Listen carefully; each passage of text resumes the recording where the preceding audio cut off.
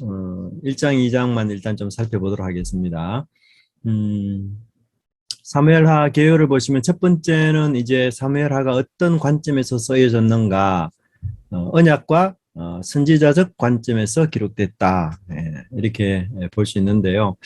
그 이유가 뭔가 하면 이제 이스라엘과 유다는 선지자가 전한 하나님 말씀에 불순종했기 때문에 궁극적으로는 이제 멸망당하는 것이죠. 그래서 이 이스라엘의 역사라고 말할 수 있는 사무엘하는 결국 선지자들을 통해 주신 그 하나님의 말씀에 대해서, 약속에 대해서 성취 관점으로 쓰여진 그런 것들로 우리가 볼 수 있고요.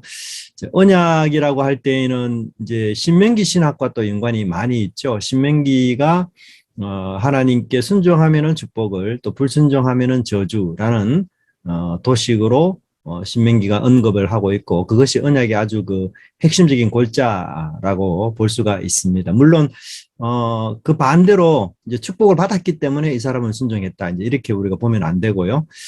순종했을 때 하나님께서 형통과 또 축복을 주시고, 불순종했을 때에는 심판과 저주를 주신다라는 이런 이제 신명기 신학이 기준 삼아서 사무엘 하에 나타나는 것을 우리가 볼 수가 있어요.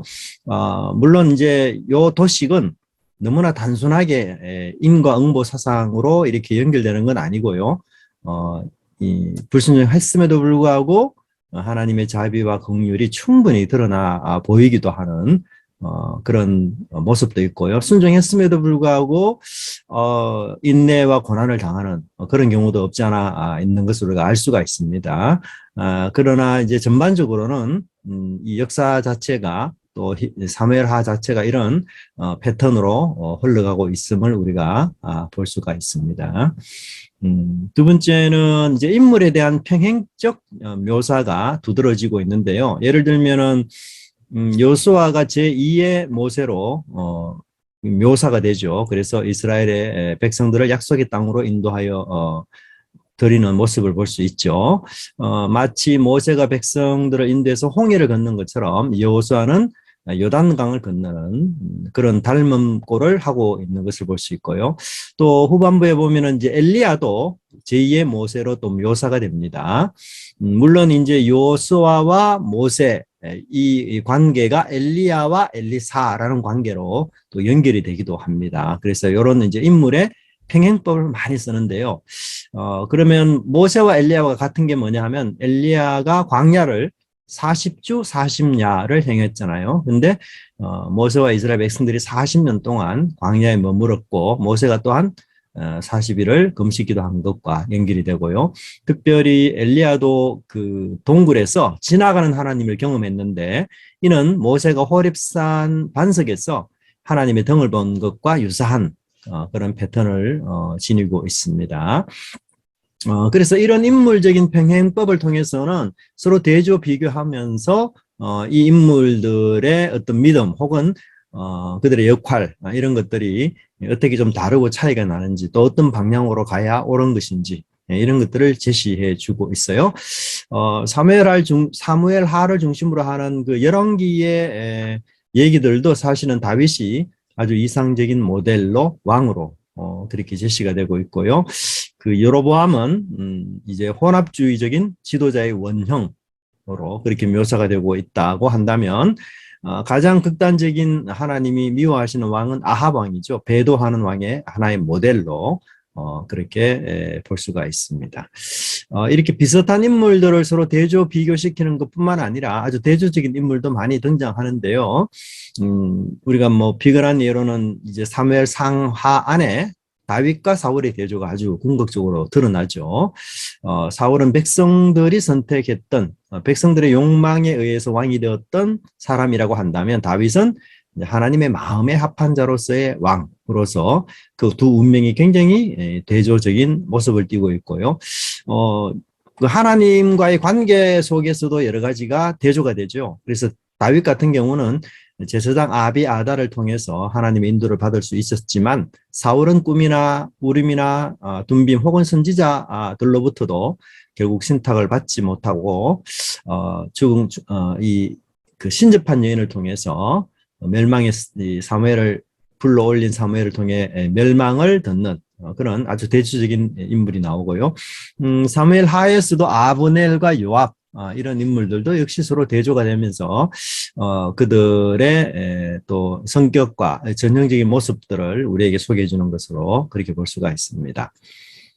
사무엘하의 주요 내용이 뭔가 한번 보시면 1장부터 5장까지는 이제 다윗이 수도를 헤브론으로 이주하죠.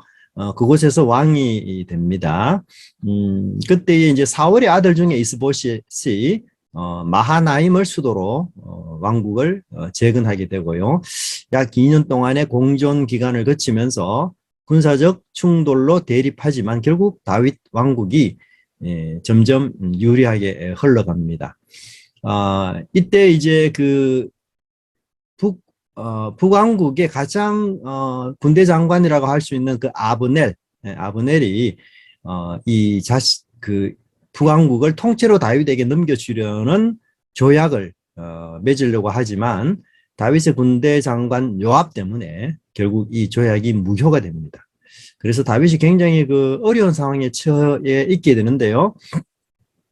그러나 이제 다윗이 이런 어려움들을 굉장히 참 그 지혜롭게 극복을 하고, 한편 결국 그 아브넬의 사망 소식 때문에 그 이스보셋 왕국 자체가 이제 붕괴에 이르게 되고요. 그래서 그의 장군 네갑과 바아나에게 이스보셋 왕이 결국은 암살을 당합니다. 그러면서 다윗이 기름 부음 받은 지 15년 만에 이제 마침 왕이 되고요. 5장 4절부터 10장까지는 다윗의 다양한 정치, 행정, 군사적 업적들 그런 것들이 굉장히 다양하게 소개가 되면서 사실은 이 다윗이 그 대내외적으로 굉장히 절정기에 이르는 하나님이 함께 하심으로써 왕국이 절정에 이르는 이런 굳건한 반석에 이르는 그런 단계들을 설명해 주고 있어요. 가장 먼저는 이제 예루살렘을 빼앗아서 통치 그 왕국의 남북 통일 왕국의 수도로 삼는 일이었는데요. 왜 그러면 다윗이 예루살렘을 빼앗아서 이곳에 수도를 확립하려고 했는가 하면 이 예루살렘이 이제 어느 지파에도 속하지 않는 중립 도시였기 때문에 남유다와 북이스라엘이 연합하는 데 가장 좋은 그런 위치였어요. 그래서 이 도시를 선택함으로써 이제 통합의 의지에 대한 그런 행보를 내디뎠고요. 두 번째는 이제 예루살렘의 그 언약궤를 안치시킨 것이죠. 그렇게 해서 이 예루살렘이 이스라엘의 정치 종교의 중심지가 되도록 그렇게 했던 것이고, 또 대외적으로도 블레셋을 완전히 정복을 하고요. 모압과 아람과 암몬과 에돔 주변 나라들을 전부 조공을 바치는 나라로 그렇게 만들어 버렸습니다. 그래서 다윗이 이런 어떤 다윗의 모습에 대해서 사무엘하 8장 15절의 저자는 다윗이 모든 백성들에게 정의와 공의를 행했다라고 평가를 하고요. 더 나아가서 사무엘하 7장에 보면은 하나님께서 다윗의 후손을 통해서 언약을 맺어주시는 다윗이 이제 하나님의 집을 짓겠다 이렇게 말하니까 하나님께서 오히려 다윗의 집을 지어주겠다 이렇게 말씀하심으로써 다윗의 아들을 하나님의 아들로 삼아서 언약을 맺어 이 다윗 왕국이 영원히 이어지도록 하는, 그래서 하나님의 통치가 다윗을 통해서 다윗 그 후손들을 통해서 이루어지도록 하는 놀라운 축복을 받게 되는 것이 이 정점이고요. 11장부터 20장까지가 이 다윗의 통치에 굉장히 그 어려운 시점입니다. 그래서 그 사무엘하 11장을 그 학자들이 대부분 선악과로 많이 봐요. 왜냐하면 이제 다윗이 10장까지는 이렇게 계속 올라갑니다. 대외적으로도 계속 올라가고 승승장구하고요. 다윗을 이길 나라가 없습니다.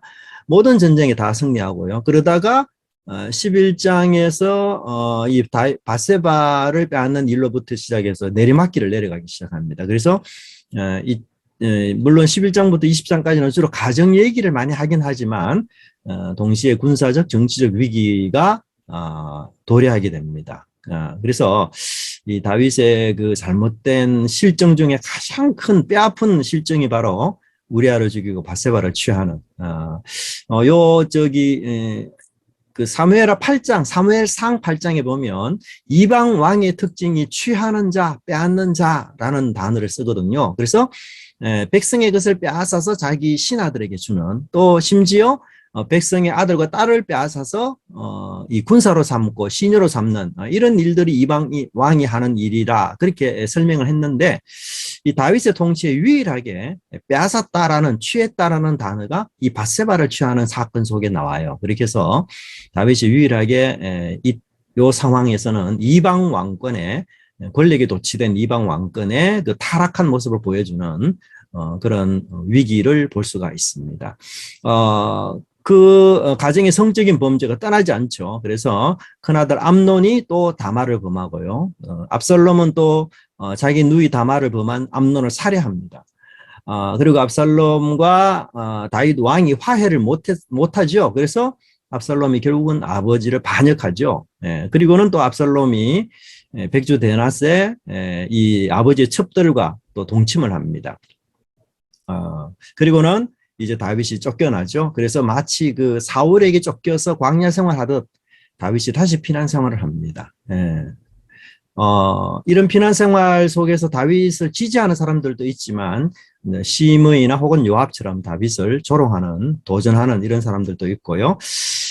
물론 이제 이 압살롬이 죽는 이 일을 통해서 반란을 진압하긴 하지만 이제 그 이후에 백성들에 대한 통제력, 그리고 이제 이 이스라엘 지파들이 다윗 왕을 버리고 다른 사람들을 지지하는 반역자들도 생기고 이렇게 해서 굉장히 어수선한 그런 모습으로 그 마감을 하게 됩니다. 자, 그 다음에 마지막 21장부터 24장까지는 앞에 본문들은 대부분 이제 시간적 그 순서로 이렇게 진행이 되어 있다고 한다면 마지막 4장은 주제를 반영하는 그런 형태로 되어 있어요. 그래서 주제가 이제 그 다윗이 3년간 기간을 끝내기 위해서 이제 사울의 아들들을 기브온 사람들에게 내어주어서 죽게 하는 일이 21장에 나오고요. 이 죽음 사건과 대조가 되는, 평행이 되는 게 바로 다윗이 인구조사로 많은 이스라엘 사람들이 역병으로 죽게 된 사건과 또 연결이 됩니다. 앞뒤가. 두 번째는 블레셋과의 전투에서 공을 세운 다윗 부하 이야기가 중간에 나오고요.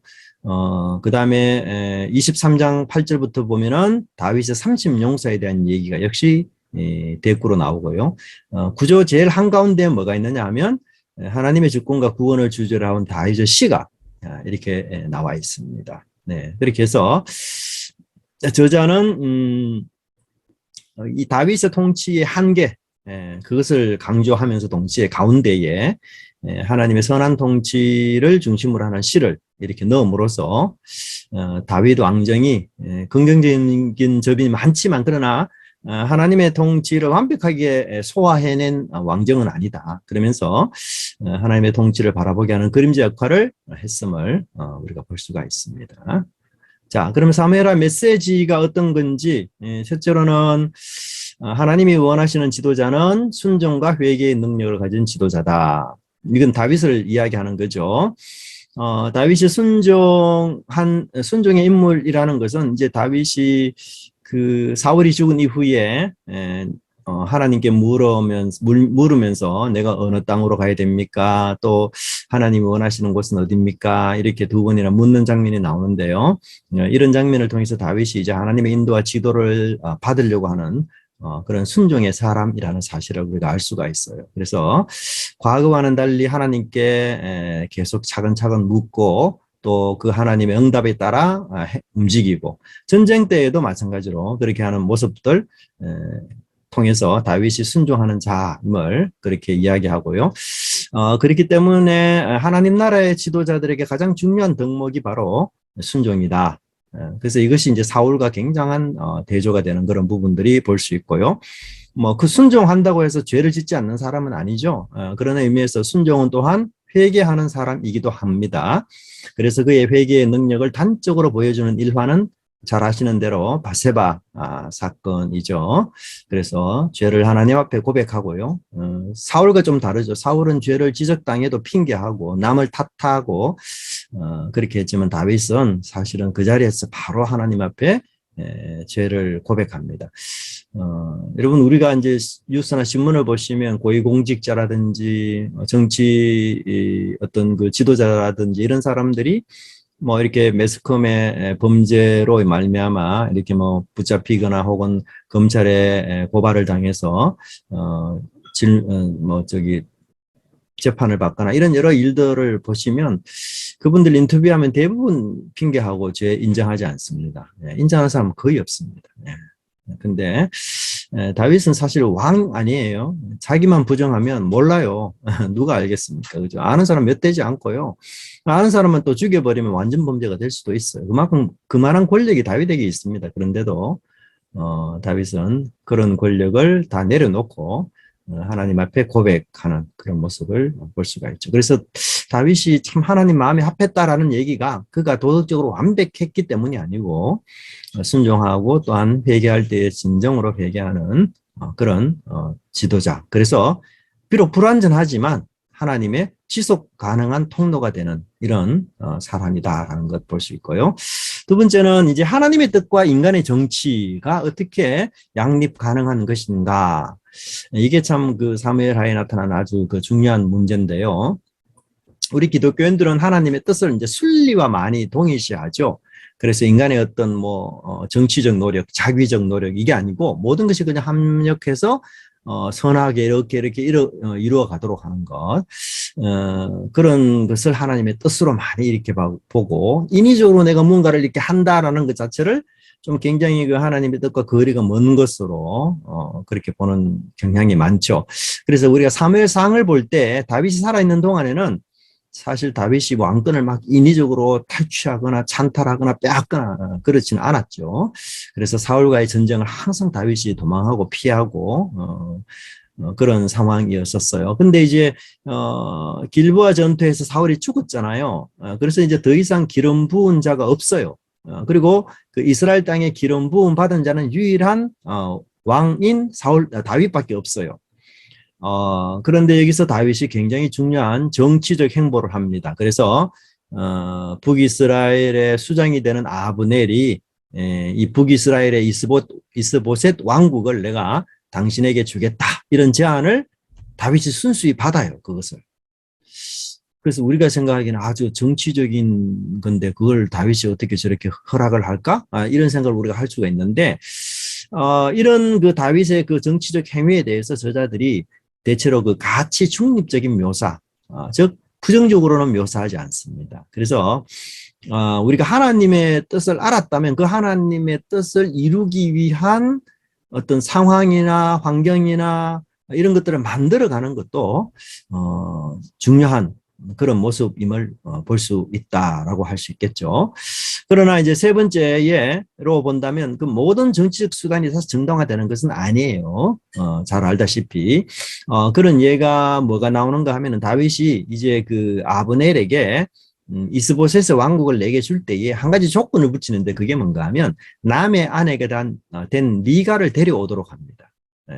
그래서 이 다윗이 왜 미가를 원할까요? 이제 사울의 친척들로부터 지지를 얻고 또 내가 이스라엘을 통치하는데 명분을 얻기 위한 것으로 미가를 데려오도록 하지 않습니까? 그래서 미가를 데려오는 것은 정말 정치적 그 어떤 요소가 많이 깔려 있어요. 다윗이 정말 미가를 순수하게 사랑해서가 아닙니다. 알다시피 뭐 다윗이 미가라고 동침도 하지 않잖아. 그래서 후손이 없잖아요. 그래서 그런 것이 아니고 굉장히 정치적 결정인데 사실 이 결정은 사실 하나님이 원하는 바가 아니었어요. 왜냐하면 성경 저자는 다윗의 이런 정치적 결정이 이 한 가정에게 얼마나 큰 불행을 주는가를 많이 조명하고 있어요. 그래서 미가는 이미 다른 사람의 아내가 되어서 행복하게 살고 있는데 미가를 강제적으로 이혼시키고 데려오라는 일 때문에 그의 남편이 울면서 빼앗긴 아내를 배웅하는 모습을 굉장히 자세히 그리고 있어요. 그런 묘사를 통해서 다윗의 이런 정치적 결정이 한 가정을 파괴하는 이런 결과로 이어진다라는 것을 저자가 우리에게 설명해 주고 있습니다. 그래서 다윗은 사실 미갈이 없어도 왕이 되기도 되을 수 있었고 또 구태여 사울 쪽의 어떤 정치적 지지가 미갈 아니라도 충분히 받을 수 있는 그런 부분이 있었는데요.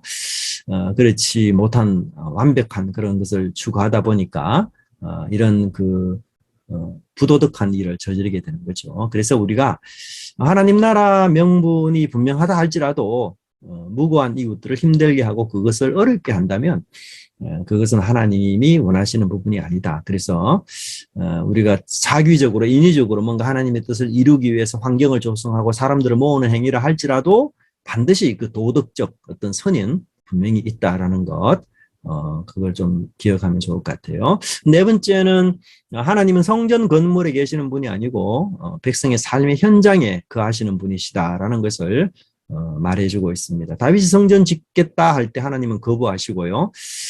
고대 근동의 신들과 달리 하나님은 신전에서 사람들에게 대접받는 신이 아니죠.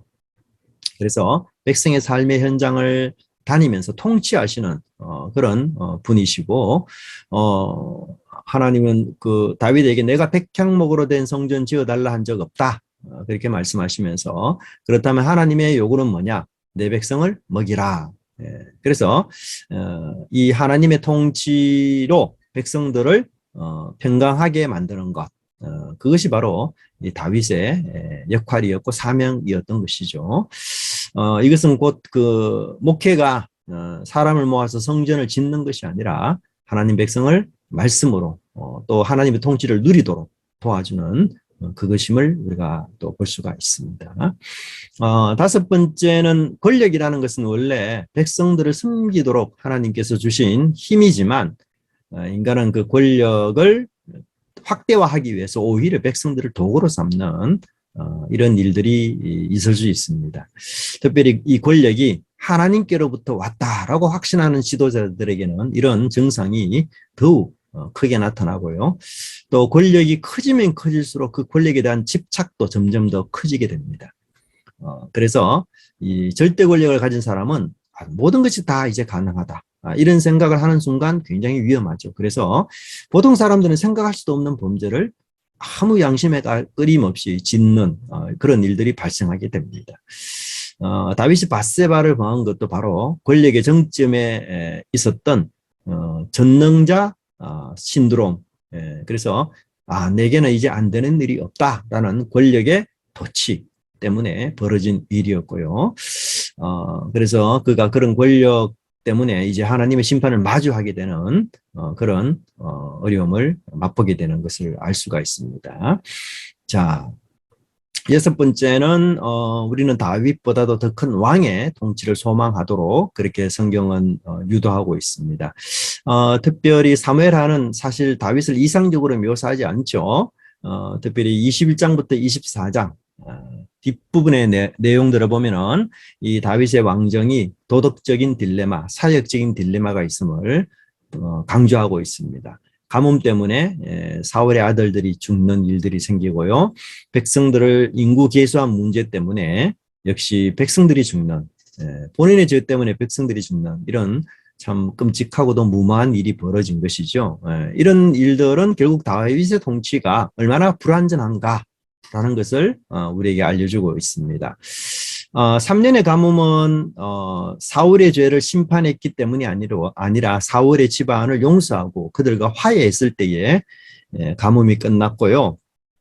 또 사무엘하 24장에서 역병이 끝난 것은 다윗의 회개와 중보 때문이라기보다는 하나님께서 불쌍히 여긴 주권적인 자비 때문에 그 역병이 끝나게 됩니다. 그러므로 이 다윗의 통치를 넘어서 하나님의 완전한 통치를 우리가 바라보는 그런 것들이 필요하고요. 그래서 다윗의 그 마지막에 기록된 노래를 통해서 메시아를 소망하도록 유도하는 그런 모습을 지니고 있다. 이렇게 볼 수가 있습니다. 자, 사무엘하 1장을 보시면 자, 1장 1절에 사울이 죽은 후에 다윗이 아멜렉 사람을 쳐 죽이고 돌아와서 다윗이 시글락에서 그렇게 표현되고 있는데요. 이 내용의 그 의도는 뭔가 하면 다윗이 지금 사울의 죽음과는 무관하다라는 사실을 밝히고 있습니다. 사울이 죽은 곳은 길보아 산이거든요. 근데 다윗이 있는 곳은 시글락이에요. 그래서 길보아 산가, 시글락에서 길보아 산까지는 약 한 120에서 130km, 대전에서 서울 정도의 거리입니다. 그래서 꽤 먼 거리예요. 그래서 보통 이 거리를 한 사흘 만에 갈 수 있는 거리로 봅니다. 도보로. 참고로 제가 여러분 지도를 드렸는데요. 2페이지 지도를 보시면 다윗이 지금 위치한 곳이 시글락이라고 했죠. 시글락 찾았습니까? 저기 아랫부분에 보시면 그랄, 시글락, 브엘세바, 남쪽으로 보시면 찾았어요? 네, 남쪽에 보시면 그랄, 시글락, 브엘세바에 나와요. 있죠? 예, 예, 남쪽 아주 하단 쪽에 시글락이 있어요. 다윗이 지금 여기 있거든요. 네, 근데 사울이 지금 그 전투하는 장소는 길보아산인데요. 길보아산은 여기서 우리가 사선으로 쭉 한시 방향으로 쭉 올라가 보면 이스르엘이라는 곳이 나옵니다. 이스르엘. 네. 네. 한 12시 반 방향으로, 1시 방향으로. 이스라엘 찾았어요? 이스라엘. 머깃도 다낙 이스라엘. 네. 북쪽 방향이에요. 북쪽 방향. 에브라임 지나서 머깃도 다낙 이스라엘 찾았어요? 네. 그 이스라엘 근처가 바로 저기 길보아 산이에요. 예. 그리고 그 위에 바로 엔돌이 있죠. 엔돌. 예. 다윗이 엔돌에 점시는 여인을 찾아갔잖아요. 그래서 이 주둔주인 전쟁터인 길보아 산과 엔돌이 멀지 않는 곳이었어요. 예. 그래서 거기서 찾아갔는데 이 거리가 상당한 거리이기 때문에 다윗이 지금 시글락에 있다는 사실 자체는 사울의 죽음과는 전혀 무관하다는 사실을 밝히고 있습니다. 만약에 다윗이 그 블레셋과 전쟁하는 사울의 전쟁에 참전해서 사울의 죽음에 간접적인 영향을 미쳤다. 그렇게 한다면 이 사실은 지금까지 다윗이 사울에 대해서 인내하고 관용한 것이 무용지물로 다 되어버리죠. 완전 정치적 쇼가 되어버립니다. 그리고는 다윗이 비록 왕이 되지만 남북을 하나로 취합하는 데는 상당히 어려운 그런 통합이 어려운 그런 상황일 거예요. 그래서 저자는 지금 이 사울의 죽음에 다윗이 전혀 무관한 그런 상황이다라는 것을 여기서 설명해 주고요. 특별히 죽은 후에라는 단어, 자, 이 단어도 성경 여러 곳이 자주 나오는데요. 여호수아와 사사기의 처음을 여러 번 보시면 여호수아와 사사기도 각각 모세가 죽은 후에 혹은 여호수아가 죽은 후에라는 구절로 시작이 되고요. 그러면서 지도자가 교체가 되고 하나님이 새로운 지도자를 선출하도록 그렇게 이야기를 해요. 그래서 모세가 죽은 후에 하나님께서 친히 여호수아에게 사명을 주시고 여호수아가 죽은 후에 하나님이 친히 유다 지파를 지도자로 지명하는 이런 일들이 있습니다. 말씀으로. 근데 사실 본문에서는 이 사울이 죽은 후에 하나님께서 다윗을 지도자로 세웠다. 이런 어떤 분명한 문구는 없지만 그럼에도 불구하고 이 지도자의 교체를 암시하고 있어요. 예. 근데 특별히 여기서 중요한 것은 사울은 이 죽음으로써 전쟁에 패배했지만 다윗은 지금 그 시글락에서 전쟁에서 승리했다는 사실을 대조하고 있습니다. 네. 그래서 사실은 이 사울의 전쟁 실패는 곧 이스라엘 백성의 실패를 의미하고요. 백성들의 욕망에 따른 인간 왕, 그것을 요구한 언약 공동체의 실패가 바로 사울의 전쟁 실패죠. 그런데 이제 하나님께서 원하시는 다윗을 통해서 실패를 끊고 새로운 구원의 역사를 시작할 것을 암시해주고 있습니다. 자, 2절을 보시면 사흘째 되던 날 이제 그 길보아 산에서 시글락이 거의 한 사흘 되는 거리거든요. 그러니까 사흘째 되는 날, 그러니까 사울이 죽자마자 한 소년이 전쟁에 대한 소식을 가지고 찾아왔습니다.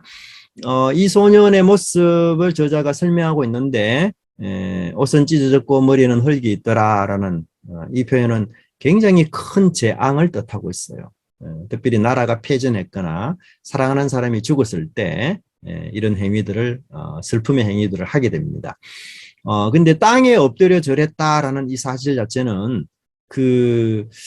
이 전령이 다윗을 왕으로 예우하고 있다는 사실을 암시해주고 있습니다. 네.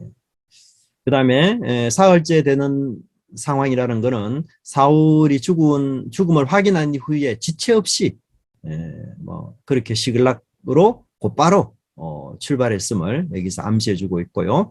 3절을 보시면 이제 다윗이 신분을 묻죠. 그런데 이렇게 신분을 묻는다는 얘기는 뭐예요? 자신의 부하가 아니라는 거죠. 생소한 사람이니까. 그래서 너는 어디에서 왔느냐? 이렇게 묻는데요. 사실 이 어디에서 왔느냐 혹은 너는 누구냐 이런 질문이 이 본문 안에서 그 전령과 하는 대화 속에서 3번이나 나와요.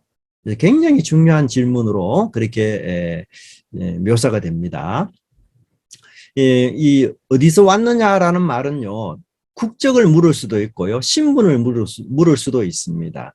네. 그래서 이 문맥에 따라 어떨 때는 신분, 어떨 때는 국적, 이렇게 좀 나누어서 볼 수 있는데요. 여하튼 그는 현재 다윗에게서는 그냥 길보아 전투에 참여했다가 도망한 사울의 병사로 자신을 소개하고 있어요. 아말렉인이라는 사실은 감추고 있습니다. 그래서 이제 내중에 되면은 이 사람이 자기가 아말렉 사람이라는 것을 밝혀요. 네.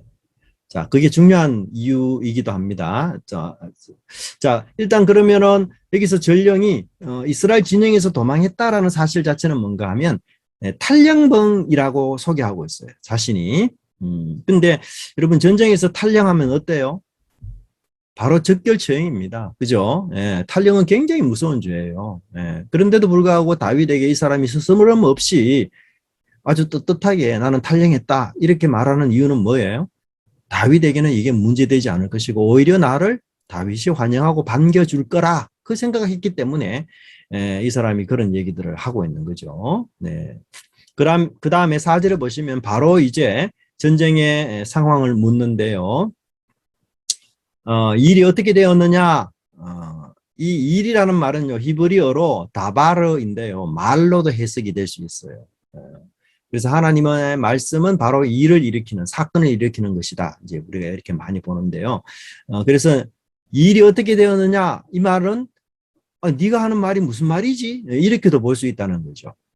그래서 이 탈령병이 지금 말하는 게 굉장히 중요한 요소예요. 그래서 탈령병이 어떤 말을 하느냐에 따라서 자기의 운명이 결정이 됩니다. 그래서 결국 이 탈령병이 죽는 이유가 16절에 나오는데요. 그 이유가 뭔가 하면 스스로 내가 여호와의 기름 부음 받은 자를 죽였다라는 사실 때문에 죽게 돼요. 그래서 이 말 한마디 때문에 이 사람 죽어요. 물론 이제 그 가지고 있는 동기가 잘못된 것이기도 하죠. 그죠? 네. 자, 그 재차 묻는 일에 이 사람이 이제 전쟁의 상황을 소개하는데요. 군사가 전쟁 중에 도망하기도 하였다. 그래서 이제 전쟁에서 도망한 사람이 자기만이 아니다. 그런 얘기죠. 그래서 자신의 탈령을 정당화하고 있어요. 네. 뿐만 아니라 이 4절은 보통 이제 전쟁 소식을 전할 때 3단 보고를 해요. 이 성경 안에서. 첫째는 전쟁의 결과, 패배했다, 승리했다. 두 번째는 패배했으면 많은 사상자가 생겼다. 몇 명이 죽었다. 그 다음에 세 번째는 가장 중요한 그 지도자의 운명. 이런 패턴으로 되어 있어요. 그래서 이 사람도 지금 3단 보호를 하는데요. 첫째는 전쟁이 패배했다는 얘기고, 그 다음에 사상자가 많다는 얘기를 하고, 다윗이 가장 궁금한 사실을 제일 마지막에 이야기하는데, 바로 사울과 요나단이 죽었다. 그렇게 설명하고 있습니다. 5절에 보시면 다윗이 전령의 말을 믿지 못하겠다는 듯 그에게 사울의 죽음을 어떻게 되었느냐고 물어요. 네가 사울의 죽음을 어떻게 알았지? 이렇게 묻는 거죠. 전령에 이렇게 묻는 이유는 뭘까요? 이거는 이제 근거가 있는 건데요. 왜냐하면 이 사람 지금 탈령병이라고 소개하잖아요. 근데 탈령병이 굉장히 중요한 그 군사의 기밀 정보, 왕의 죽음 이런 것은 굉장히 중요한 군사 기밀 정보잖아요. 이런 정보들을 어떻게 입수했는가 이게 굉장히 궁금한 거죠. 사실 여러분 전쟁이 일어났을 때 왕이 죽었다, 장군이 죽었다, 그거 다 뭐예요? 감추죠. 소수의 사람만 알게 하지 그거 떠벌리지 않아요. 그것 때문에 이제 군 전체의 사기라든지 이런 것들이 완전히 이제 좌우되기 때문에 우리 이순신 장군도 뭐 나의 죽음을 알리지 말라 이렇게 했잖아요. 다 비밀해요. 그런데 탈량병이 어떻게 이런 정보들을 상세하게 알고 왔느냐? 그래서 이제 다윗이 어떻게 아느냐라고 다시 이제 묻는 거죠. 예. 그러면서 이 사람은 바로 사울의 죽음을 목격자로 이제 자신을 소개해요. 6절부터 보시면. 근데 이게 이제 우리가 그 31장 보면, 사무엘상 31장 보면 어떻게 나와요? 사울이 스스로 목숨을 끊었잖아요. 그죠? 예. 이 할례 없는 자의 손에서 내가 죽기를 싫어한다. 이러면서 스스로 목숨을 끊었는데, 여기 나오는 전령은 또 다르게 보고를 해요. 그래서 우리가 이게 31장 내용이 진짜인지 아니면 이 전령 보고가 진짜인지를 사실은 좀 살펴봐야 돼요. 확인을 해야 되는데, 이제 한 세 가지, 네 가지 점에서 이제 이 문제가 있는데요. 자, 첫째는 뭐냐 하면, 거기 보시면 자신이 길보아 산 전투 현장에 있었다는 말을 하는데요. 그 다음에 병거와 기병이 그를 급히 따르는데, 병거와 기병은 뭐죠? 병거는 말 두 개나 한 네 마리가 이렇게 끄는 전차잖아요. 거기서 활을 또 쏘고 이렇게 하거든요. 근데 병거가 산에 올라가겠어요? 말이 안 맞아요. 산에 올라가지 않습니다. 그래서 블레셋 사람들은 이런 병거를 갖고 있기 때문에 이 평야에서 전쟁하는 걸 원하고요. 이스라엘은 이런 병거가 없어서 산에서 전쟁하는 걸 좋아해요. 그래서 산에서 진을 쳐요. 근데 이 산에 지금 길보아 산에 올라가 보니 그 산에서 지금 병거와 기병이 그를 따른다. 이게 말이 안 맞는 내용입니다. 네. 그래서 이 병거는 산에서는 무용지물이라고 볼 수 있어요. 네. 그리고 병거 타고 사람을 추적할 수가 없습니다. 네. 두 번째는 이제 이 사람의 말이 굉장히 진실하지 못한 게 뭔가 하면 6절에 보시면 그 사울의 형편이 자기 창에 기대고 있었다라고 설명하고 있죠. 근데 10절에서는 이미 땅에 쓰러져 있었다라고 묘사해요. 그래서 묘사 방법이 다릅니다. 이게 치명상을 입은 채로 땅에 누워있는 상태를 땅에 쓰러져 있다라고 이야기해요. 창에 기대어 있는 것과 땅에 쓰러져 있는 것은 다른 형태거든요. 근데 이거를 그렇게 말하고 있습니다. 네. 그 다음에 세 번째는 뭐죠? 사무엘상 31장 얘기는 저자가 하는 얘기지만 이 사무엘하 1장 얘기는 아말렉 소년이 하는 얘기예요. 그래서 신빙성이 떨어집니다. 네 번째로 그 사울이 추격을 당하는 굉장히 다급하고 정말 그 긴급한 상황 속에서 어떻게 사울의 왕관을 빼돌릴 수 있었을까? 네. 사실은 이제 적군의 우두머리를 죽이고 그 소지품을 취하는 것은 병사에게 최고의 영광이거든요. 근데 그렇게 뒤쫓아서 왔던 적군들이 있는데 그 적군들이 사울을 죽이고 그 왕관을 취하려고 했을 건데 어떻게 그것을 그들을 물리치고 자기가 이렇게 이런 소지품을 손에 넣을 수 있을까? 네. 그다음에 사울이 중상을 입은 상태에서 뭐라고 이야기합니까? 할례 없는 자의 손에 죽는 거 나 수치스럽다. 이렇게 말했는데 이방인 아말렉 소년에게 나를 죽여달라. 이것도 말이 안 맞죠. 아말렉 소년 역시 이방인이잖아요. 물론 이게 이스라엘 안에 사는 이방인이라고 내중에 설명을 하는데 그럼에도 불구하고 동일한 사람이죠. 그리고 이 사람은 참 못된 사람인데 왜냐하면 그 사울의 무기를 든 자는요. 사울이 죽었을 때 그 무기 든 자도 함께 죽었어요. 그렇게 함으로써 이제 충성을 증명하고 왕을 죽이기는 그냥 자기도 같이 죽으면서 충성을 증명했는데 이 이방인 아말렉은 오히려 사울을 죽이고 그 왕관을 가져온다는 것 자체가 굉장히 왕에 대한 불충의 의미가 있는 거죠. 그죠? 네. 그래서 8절에 다시 그 다윗이 또 질문해요. 너는 누구냐? 사울이 질문을 해요. 사울이 그의 국적을 확인하기 위해서 이 질문을 던지는데요. 사울이 이 병사가 자기 옆에 있는 부하라면 뭐 모를 리 없겠죠. 그래서 너는 누구냐라는 말을 질문할 필요가 없어요. 근데 모르기 때문에 사울이 이런 질문을 했다는 얘기거든요. 근데 보통은 이제 성경에서 우리가 너는 누구냐라고 말할 때는요. 이름이나 관계를 지칭하는 말로 대답합니다. 이름이나. 예를 들어서 이삭이 에서에게 너는 누구냐 이렇게 물을 때 에서가 뭐라고 대답하는지 아세요? 나는 당신의 장남 에서입니다. 이렇게 얘기해요. 그 이름이나 관계. 보아스가 룻에게 너는 누구냐 이렇게 물을 때에도 룻은 뭐라고 대답하는가 하면 나는 당신의 종 관계 그리고 룻입니다. 이렇게 돼요. 보통은 그래서 나는 아무개 당신의 종입니다. 이렇게 대답해야 되거든요. 근데 국적을 이야기해요. 나는 아말렉인입니다.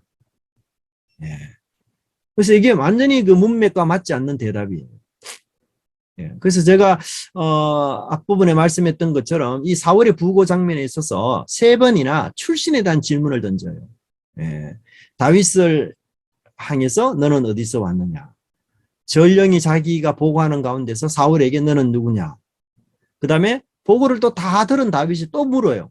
너는 어디 사람이냐? 예. 그래서 이 사람의 소재가 굉장히 중요하기 때문에 이 짧은 보고 안에 무려 이 질문이 3번이나 나오고 있는 것을 볼 수 있어요. 그래서 결국은 이 마지막 질문이 핵심인데요. 아말렉 사람이라는 것.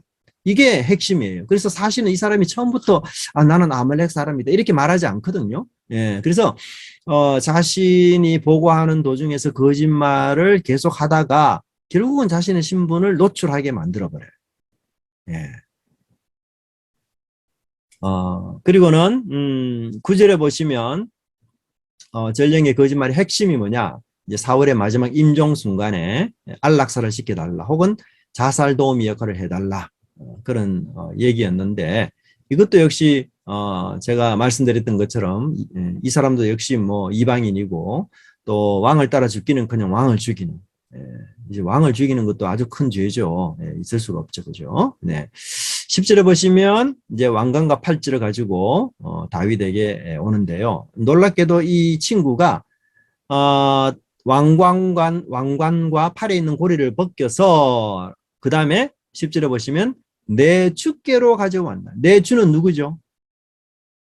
내 주는 다윗이에요. 그렇죠? 예, 그 전령이 한때는 사울을 주라 부르던 사람이 지금은 다윗을 향해서 왕관과 팔찌를 주면서 주께 가져왔다, 이런 표현을 쓰고 있어요. 참, 그래서 이 왕관과 팔찌는 이제 왕의 통치권을 상징하는 물건들이잖아요. 그래서 이 아말렉 사람이 다윗에게 사울의 왕권을 이양하는 역할을 하고 있어요. 네. 그래서 이 아말렉 사람은 이제 사울이 자기 군주가 아니고 그 보상을 위해서 얼마든지 군주를 쉽게 바꿀 수 있는 그런 사람임을 우리가 알 수가 있고요. 이 사람은 사실 다윗을 잘 모르고 있는 사람이에요. 다윗에게 보상을 요구했지만 다윗이 어떤 사람인지를 몰랐습니다. 다윗이 굉장히 정의로운 왕이거든요. 그래서 결국은 죽게 됩니다. 자, 다윗의 애통이 나오게 되고요. 11절과 12절을 보시면 다윗의 애통의 특징이 뭐냐 하면 그 공동체적인 거예요. 그래서 이스라엘의 왕자의 죽음에 대한 것이다. 개인적인 성향이라기보다는 이스라엘의 왕과 왕자에 대한 죽음이고 공동체적인 것이기 때문에 그와 함께한 부하들도 다윗처럼 애통합니다. 그래서 할례받지 못한 블레셋의 칼에 죽었을 뿐만 아니라 패배했다는 것 자체는 굉장히 통탄할 일이다, 그렇게 이야기하고요. 여기서 이제 사실 우리가 다윗의 이 애통이 진정 어린 것인가, 진짜 그런 것, 아니면 사실은 속으로는 기뻐했을 거 아니에요? 어떤 의미에서. 왜냐하면 이제 사울 때문에 계속해서 자기가 왕이 못 됐는데, 이제 그 자기가 왕 되는데 가장 큰 걸림돌인 사울이 죽어버렸기 때문에 이제 자기 왕 되는 건 너무 이제 쉽게 되는 일이겠죠. 그래서 속으로는 막 이게 기뻐하면서 겉으로만 슬퍼하는 이런 흉내를 내었을까. 이런 오해들을 사실 많이 하는데 전혀 그렇지 않다는 것을 뭘 통해서 알 수 있는가 하면 저자가 다윗이 애통 의식을 굉장히 구체적으로 쓰고 있어요. 그 애통 의식을 보면 겉옷을 찢고 곡하고 울고 금식하는, 이 4가지를 일일이 나열합니다. 그것은 뭐예요? 저자가 다윗의 애통이 진정성이 있다라는 것을 우리에게 말해주고 있는 것을 볼 수가 있습니다. 그렇죠? 네. 자, 진정한 리더는 자신의 이익보다도 공동체의 이익을 먼저 생각하고 그 다음에 다른 사람의 아픔과 슬픔을 공감하는 그런 사람이다. 예. 가난하고 힘들고 어려운 사람들의 아픔과 괴로움을 공감하는 지도자를 만난다는 것은 쉬운 일은 아니에요. 그죠? 예.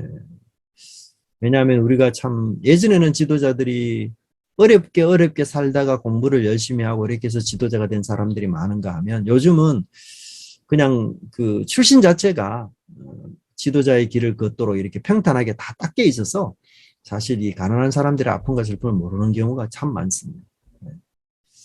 그게 참 우리가 안타깝고요. 그런 면에서 다윗이 참 이 다른 사람의 아픔과 슬픔을 공감하고 뿐만 아니라 어떤 의미에서는 다윗의 적이잖아요. 그래서 다윗의 적이 멸망했을 때에 기뻐하는 것이 보통 사람이 하는 일인데 다윗은 그것을 뛰어넘어서 그 경쟁자로 사울을 경쟁자로 생각하지 않고 진심 어린 형제로 생각하면서 울어준다는 것, 참 다윗의 마음이 얼마나 넓은지를 우리가 볼 수가 있습니다. 네. 자, 또 한편으로는 지금 다윗이 왕이 되는 그런 상황에서 아말렉 사람이 왕관과 팔찌를 가지고 와서 다윗을 왕으로 세우려고 하는 이 상황을 다윗은 과연 만족할까? 만족하지 않을까? 이런 중요한 질문도 사실 여기에 포함될 수 있습니다.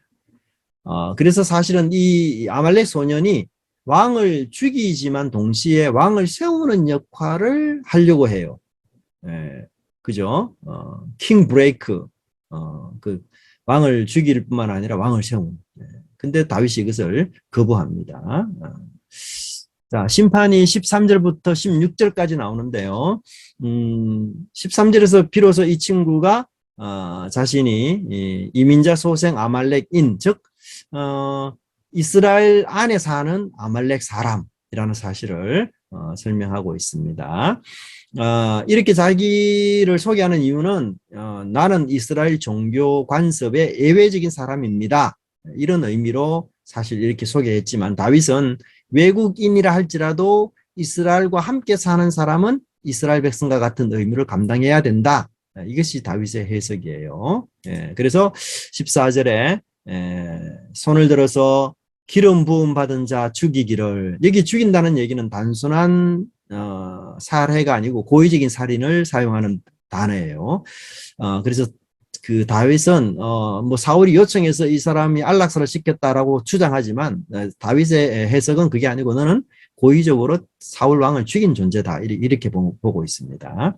그리고는 16절에 피 흘림을 이야기해요. 피. 그러니까 살인의 죄는 이 범죄자의 피로만 속죄가 될 수 있다, 그런 선고를 내립니다.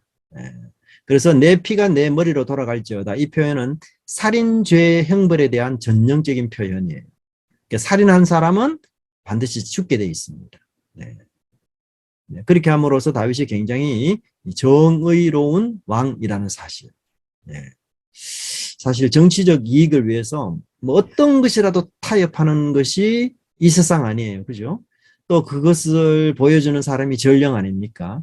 그런데 다윗은 이 전령과 절대로 손을 잡지 않습니다. 하나님이 원하시는 도덕적 원칙을 지키는 그런 왕이었고요. 그러므로 이 목적이 수단을 정당화하지 않는 그런 모습을 우리가 알 수 있고요. 또 여기서 아말렉 사람의 정체성을 묻는 이 세 번의 질문, 너는 누구냐? 너의 정체성은 뭐냐? 너는 누구이며 어떤 관계에 있느냐? 이런 질문들은 사실 우리 삶 속에서 늘 던져야 하는 그런 질문들이 아닌가, 그 생각이 좀 듭니다. 자, 다윗의 조가가 이제 17절부터 나오고 있는데요. 그 사울과 요나단의 애가이죠. 애가 지었고요. 그 다음에 도입부를 보시면 17절과 18절에 아마 유대인들 사회에서는 그 유명한 그 그 영웅이라든지 아니면 신앙적으로 아주 탁월한 믿음의 사람들을 죽었을 때 그것을 애도하면서 그 애가를 부르고 그것을 후대에 전하는 그런 형태가 있었던 것 같아요. 그래서 여기서 이제 활이라는 단어가 나오죠. 18절에 활 노래라. 왜 활이 나왔는가 하면 이제 활은 요나단이 즐겨 사용하던 무기입니다. 예, 그래서 사실은 이 노래의 가장 큰 핵심은 요나단에게 있어요. 예, 사울과 요나단을 다 같이 사울과 요나단의 죽음에 대해서 다 같이 슬퍼하지만 이제 궁극적인 어떤 결론에 이르면 이제 요나단에게 더 큰 비중을 다윗이 두고 있습니다. 그렇기 때문에 이 요나단이 즐겨 사용하던 무기 활에 대한 얘기를 쓰고 있고요. 그 다음에 그 야살의 책이라는 말은 의인 열전, 의인들의 책. 예, 그렇게 보시면 돼요. 예, 근데도 이 의인 열전은 오늘날에 전해지지는 않습니다. 자, 애가의 구조는 교차대꾸법을 지니고 있어요. 그래서 19절 하반절과 25절 상반절, 19절 상반절과 25절 하반절 같은 내용이에요. 그래서 본문을 보시면 이스라엘아 내 영광이 산 위에서 죽임을 당하였도다. 오호라 두 용사가 엎드러졌도다. 그리고 25절을 보니까 오호라 두 용사가 먼저 나오죠. 전쟁 중에 엎드러졌도다. 그 다음에 요나단이 내 산 위에서 죽음을 당했도다. 자, 그래서 여러분 19절에도 산 위에서, 그 다음에 25절 하반부에도 산 위에서 나오잖아요. 예, 근데 보세요. 19절에서는 내 영광이, 예, 그래서 영광이 두 사람 같아요. 그죠? 왜냐하면 오호라 두 용사가 엎드러졌도다 하니까. 예, 근데 이 영광이 대꾸가 되는 게 요나단이 대꾸가 돼요. 25절에 보면. 네. 그래서 다윗이 지금 첫 번째 소절에서는 19절에서는 영광이라는 말을 애매모호하게 쓰면서 마치 사울과 요나단인 두 사람이 다 영광인 것처럼 설명을 하는데 실제적으로 25절에 보니까 요나단이 내 산 위에 죽임을 당했다다 이렇게 말함으로써 영광이 요나단을 암시해요. 네, 그래서 이 노래의 초점이 요나단에게 있습니다. 그리고 영광이라는 단어도 단수로 나와요. 네. 자, 그 다음에 20절에서는 중간에 블레셋의 딸들의 즐거움과 이스라엘의 딸들의 슬픔이 대조가 되고 있어요. 네, 그래서 이 전쟁이 승리냐 패배냐를 결정 지었을 때 가장 피해를 보는 사람들이 여인들이잖아요. 혜택을 보는 사람들도 여인들일 수 있고요. 그래서 전쟁에서 승리했을 때는 그 승리의 전리품들을 가지고 와서 딸들에게 주기 때문에 그게 기쁨이 되고요. 또 전쟁에서 패배했을 때에는 그의 어머니들, 그들이 또 가슴 아파하기 때문에 슬퍼하는 거죠. 그래서 이 전쟁 속에, 전쟁에 대한 내용 속에 이 딸들 혹은 어미들에 대한 내용이 많이 나와요. 예, 그래서 슬픔을 대조하고 있고요.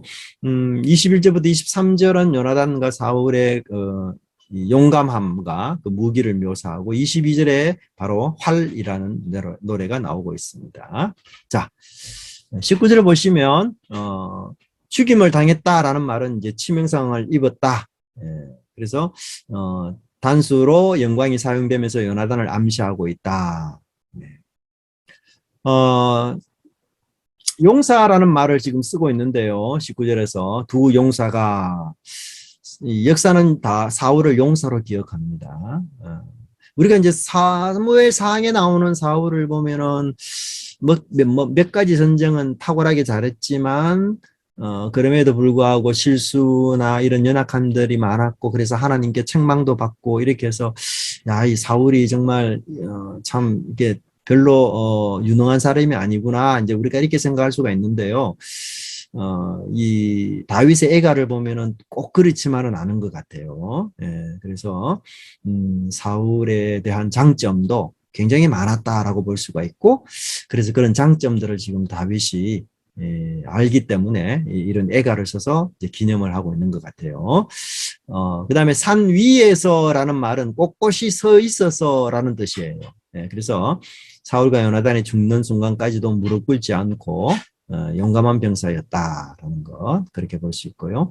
20절에 보면은 가드, 아스글론 이게 블레셋 나라들이거든요. 예, 그래서 블레셋이 기뻐할까봐 가드는 다윗이 한때 머물렀던 그 블레셋의 한 도시잖아요. 예, 가드의 종으로 그 용병으로 고용이 됐었죠. 근데 이제 이 노래가 명확히 그 언약적인 노래라는 것을 아는 이유는 뭔가 하면 할례 받지 못한 표현이 나와요. 그래서 이 나라의 실패라기보다는 언약 백성의 실패를 지금 암시하고 있습니다.